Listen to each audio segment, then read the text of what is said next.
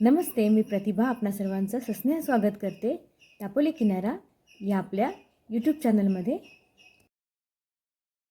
आज आपण गुढीपाडवा निमित्त सर्वांना खूपच आवडणारं श्रीखंड बनवणार आहोत।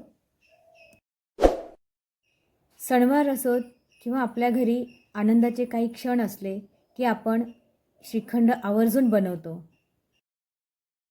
गुढीपाडवा निमित्त तर घरोघरी श्रीखंडपुरीचा बेत आखला जातो। अगदी पारंपरिक पद्धतीनं हे श्रीखंड आपण बनवलेलं आहे, त्यामुळे रेसिपीचा व्हिडिओ स्किप न करता पूर्ण पहा ही नम्र विनंती। हे बघा, अप्रतिम चवीचं अगदी स्वादिष्ट श्रीखंड बनून तयार आहे। वरून थोडं केशर घालून गार्निश करूया आणि आपलं श्रीखंड हे बघा तयार आहे। तुम्ही सुद्धा हे श्रीखंड नक्की बनवा। अशा पद्धतीनं अगदी अचूक प्रमाणात आपण हे श्रीखंड बनवलेलं आहे। तर वेळ न वाया घालवता आता आपण रेसिपीला सुरुवात करूया। आपण इथे 1.25 किलो दही घेतलेलं आहे। घरी तयार केलेलं दही आहे हे बघा। श्रीखंड बनवण्यासाठी दही अगदी ताजं वापरायचं, जास्त आंबट नसावं, दही फ्रेश असलं पाहिजे।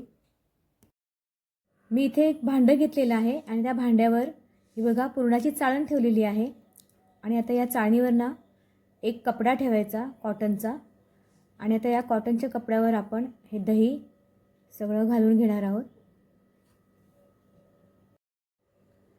हे बघा, हे सगळं दही आपल्याला या कॉटनच्या कपड्यावर काढून घ्यायचं आहे। आपल्याला दही या कॉटनच्या कपड्यामध्ये बांधून ठेवायचं आहे आणि या दह्यातलं सगळं पाणी आपल्याला निथळून काढायचं आहे। हे बघा, एकूण 1.25 किलो दही आहे हे। आता हे सगळं दही आपण या फडक्यामध्ये बांधून ठेवूया। आपल्याला या दह्यातलं पाणी सगळं निथळून काढायचं आहे। हे बघा, अशा पद्धतीनं आपल्याला हे दही छान फडक्यामध्ये बांधून घ्यायचं आहे। छान गाठ बांधायची या फडक्याला। आपल्याला हे दही टांगून ठेवायचं आहे म्हणजे त्यातलं सगळं पाणी निथळून जाईल। हे बघा, अशा पद्धतीनं हे दही कुठेतरी अडकवून ठेवायचं म्हणजे त्यातलं सगळं पाणी निथळून जाईल आणि जे ह्या दह्यातलं पाणी निघणार आहे ते फेकून न देता मी या कढीमध्ये वापरणार आहे। मी दह्याची कढी बनवणार आहे, त्यामध्ये त्याचं पाणी वापरणार आहे। पीठ मळायला सुद्धा हे पाणी आपण वापरू शकतो। आता ही दह्याची पोटली आपण काही तासांसाठी अडकवून ठेवूया। बघा, 5 ते 6 तास झालेले आहेत। आपण हे दही बांधून ठेवलं होतं, यातलं सगळं पाणी निथळलेलं आहे। आपल्याला हवं तसं चक्का तयार झालेला आहे। आता हा चक्का आपण एका भांड्यामध्ये काढून घेऊया। हे बघा, छान चक्का तयार झालेला आहे। बघा, मस्त अगदी आपल्याला हवा तसा श्रीखंड बनवण्यासाठी अगदी परफेक्ट चक्का तयार झालेला आहे। आता आपण यामध्ये 2 वाटी पिठी साखर वापरणार आहोत। साखरेचा वापर आपण आपल्या आवडीनुसार करायचा आहे। आता चक्का आणि साखर छान मिक्स करून घेऊया। आता हे मिश्रण छान आपल्याला एकजीव फेटून घ्यायचं आहे। मस्तपैकी हे मिश्रण आता आपण फेटून घेऊया। रेसिपी आवडल्यास रेसिपीला लाईक करा, कमेंट करा आणि रेसिपी शेअर करा तुमच्या मित्र आणि परिवारामध्ये आणि कृपया चॅनलला सबस्क्राईब करायला विसरू नका, ही नम्र विनंती। बघा, चक्का आणि साखर खूप छान एकजीव असं फेटून झालेलं आहे। बघा, इतपत आपल्याला स्मूथ असं हे मिश्रण तयार करून घ्यायचं आहे। आता श्रीखंडासाठीचं हे मिश्रण अगदी परफेक्ट तयार करून घेतलेलं आहे आपण। आता आपण पुढची तयारी करूया।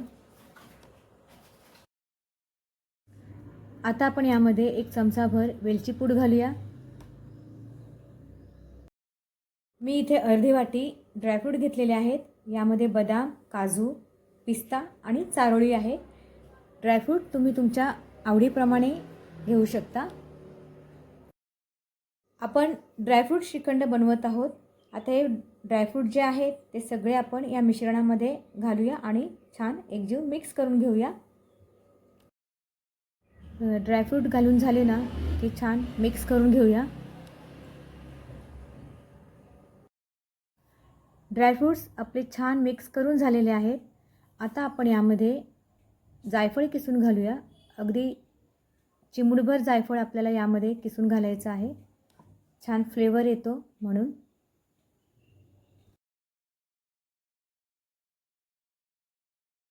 आता जायफळसुद्धा या मिश्रणामध्ये छान मिक्स करून घेऊया. छान एकजीव असं मिक्स करून घ्यायचं.